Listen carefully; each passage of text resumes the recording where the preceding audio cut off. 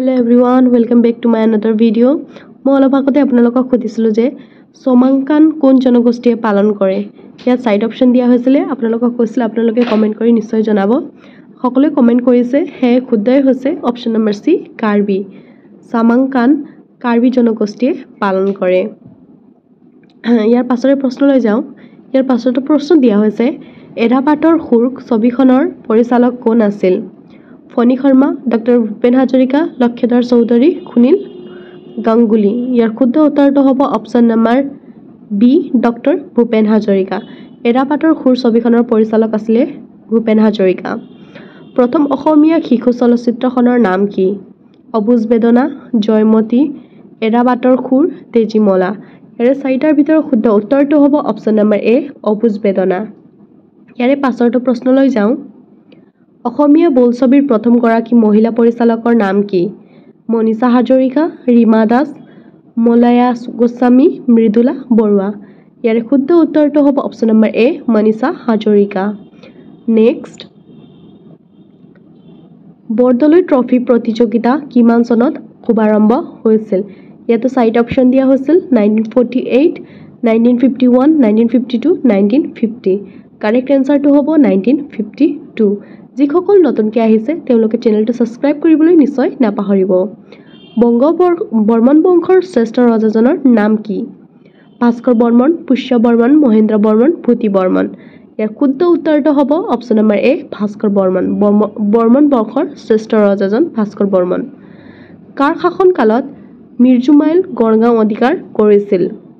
ৰাজেশ্বৰ সিংহ, গদাধৰ সিংহ, জয়ধ্বজ সিংহ, শিৱসিংহ। ইয়াতো চাৰিটা অপশ্যন দিয়া হৈছে। তাৰে ভিতৰত শুদ্ধ উত্তৰটো হ'ব অপশ্যন নম্বৰ চি জয়ধ্বজ সিংহ।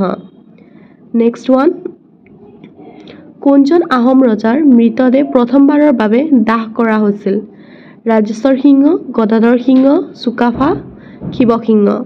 আৰু মই ইয়াৰ আগৰ ভিডিঅ'ত বহুতখিনি প্ৰশ্ন উত্তৰ আলোচনা কৰিছোঁ গ্ৰেড 4ৰ কাৰণে, আপোনালোকে নিশ্চয় চাবলৈ পাৰিব। ইয়াৰ শুদ্ধ উত্তৰটো হ'ব অপশ্যন নম্বৰ এ ৰাজেশ্বৰ সিংহ। ইয়াৰে পাছৰ প্ৰশ্নলৈ যাওঁ। হস্তিৰ বিদ্যাৰ্ণৱ পুথিখনৰ ৰচক কোন? সুকুমাৰ বৰকাইত, চাণক্য, আলবেৰুনি, হিউৱেন চাং। ইয়াৰ শুদ্ধ উত্তৰটো হৈছে অপশ্যন নম্বৰ এ সুকুমাৰ বৰকাইত। হস্তিৰ বিদ্যাৰ্ণৱ পুথিখনৰ ৰচক আছিল সুকুমাৰ বৰকাইত। নেক্সট ওৱান, ভাৰতৰ ক্ষুদ্ৰতম ৰাজ্যখনৰ নাম কি? আপোনালোকে নিশ্চয় এনেধৰণৰ প্ৰশ্নবিলাক চাব, কাৰণ এনেধৰণৰ কুৱেশ্যনবিলাক কম্পিটিটিভ এক্সামত বেছিকৈ অহা দেখা যায়। সেয়ে ইয়াৰ চাৰিটাৰ ভিতৰত শুদ্ধ উত্তৰটো হ'ব অপশ্যন নম্বৰ চি গোৱা। নেক্সট ওৱান, ভাৰতৰ বৃহত্তম মৰুভূমিখনৰ নাম কি? থৰ মৰুভূমি, চাহাৰা মৰুভূমি, গোবি মৰুভূমি, কালাহাৰী মৰুভূমি। ইয়াৰ শুদ্ধ উত্তৰটো হৈছে অপশ্যন নম্বৰ এ থৰ মৰুভূমি। আৰু আপোনালোকে গম পাইছে বহুতখিনি মই ডিছকাছ কৰা কুৱেশ্যনৰ পৰাই আহিছে। আপোনালোকে যিমান পাৰে স্কিপ নকৰাকৈ সম্পূৰ্ণ ভিডিঅ'টো চাবলৈ চেষ্টা কৰিব। কথকলি নৃত্য কোন ৰাজ্যৰ? ইয়াৰ শুদ্ধ উত্তৰটো হৈছে অপশ্যন নম্বৰ বি কেৰেলা। ক্ৰিকেট খেলৰ জন্ম কোন দেশত? চীন, ভাৰত, ইংলেণ্ড, নিউজিলেণ্ড। ইয়াতো চাৰিটা অপশ্যন দিয়া হৈছে। তাৰ ভিতৰত শুদ্ধ উত্তৰটো হৈছে অপশ্যন নম্বৰ চি ইংলেণ্ড। ইংলেণ্ডৰ ক্ৰিকেট খেলৰ জন্ম হৈছিলে। প্ৰথম এছিয়ান গেমছ ক'ত অনুষ্ঠিত হৈছিল? ডুবাই, দিল্লী, চীন, জাপান। ইয়াতো চাৰিটা অপশ্যন দিয়া হৈছে। তাৰে ভিতৰত শুদ্ধ উত্তৰটো হৈছে অপশ্যন নম্বৰ বি দিল্লী। প্ৰথম এছিয়ান গেমছ দিল্লীত অনুষ্ঠিত হৈছিল। অৰ্থশাস্ত্ৰ কোনে ৰচনা কৰিছিল? হিউৱেন চাং, সুকুমাৰ বৰকাইত, চাণক্য, ভাস্কৰ বৰ্মন। এই কুৱেশ্যনটো খুবেই ইম্পৰ্টেণ্ট হয়। ইয়াৰ শুদ্ধ উত্তৰটো হৈছে option number C Chanakya. Ibn Battuta কাৰ ৰাজত্বকালত ভাৰতলৈ আহিছিল? আকবৰ, মহম্মদ ঘৰী, বাবৰ, মহম্মদ বিন তুগলক। ইয়াৰ শুদ্ধ উত্তৰটো হৈছে option number D Muhammad bin Tughlaq. ইয়াৰে পাছৰে প্ৰশ্নলৈ যাওঁ। ইয়াৰ পাছৰটো প্ৰশ্ন দিয়া হৈছে শ্ৰীলংকাৰ ৰাষ্ট্ৰীয় প্ৰতীক কি?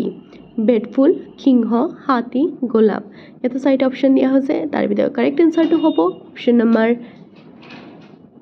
বি সিংহ।